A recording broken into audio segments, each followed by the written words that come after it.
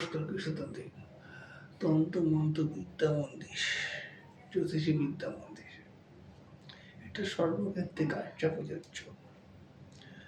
কোনো অশুভ আত্মা বাড়ির পিছনে আশেপাশে ঘুরে বেড়াচ্ছে, আপনার সুন্দর ছেলে গায়ে আকর্ষণ করছে, তাকে কিছুতেই সারাতে পারছে না, খাওয়া দাওয়া সমস্ত কিছু বন্ধ করে দিয়েছে, কিন্তু সেই আত্মা কিভাবে হচ্ছে সেই ছেলের জীবন থেকে চলে যাবে, তাকে ভূতে ধরে আছে, তাকে হাওয়া বাতাস লেগে আছে, তাকে একাধিক পেট শক্তি ভর করে আছে, সে কিছুতেই সমস্ত বাড়ি তছনছ করে দিচ্ছে, নিজেকে শেষ অবস্থার শেষ মুখে পরিণত হচ্ছে।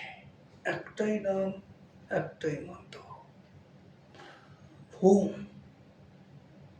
কালুদ্দায় নমঃ, হোম শিবায় নমঃ, হোম মহাকালায় নমঃ, হোম শঙ্খচক্র গদাধারী অশ্বধারী,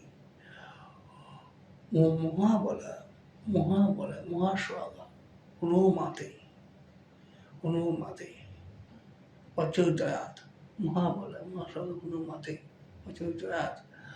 শ্রী বিষ্ণুদেবায় নমঃ, নাগেশ্বরায় নমঃ, নীলকণ্ঠায় নমঃ, হোম রামদূতায় নমঃ, চলাহি চলাহি চলাহি চল চল চল চল চলাহি চলাহি চলাহি, মহাকালায় নমঃ, চলাহি চলাহি চলাহি, কালরূপায় নমঃ, চলাহি চলাহি চলাহি, তারাতুভ্যৈ নমঃ, চলাহি চলাহি পশ্চিম কামরূপায় নমঃ, চলাহি চলাহি, মহাদেবায় নমঃ, পঞ্চনন্দ নমঃ, সারাবাহ দেবায় নমঃ।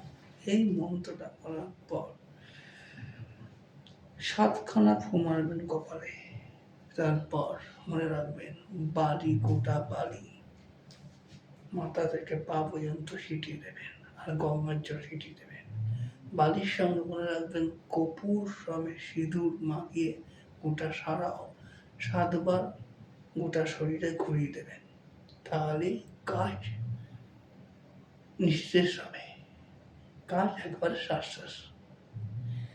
এরপর কোনো ভূত, কোনো প্রেতের ভাবনে যে আপনার ছেলেকে, আপনার মেয়েকে আকর্ষণ করতে পারবে। নমস্কার।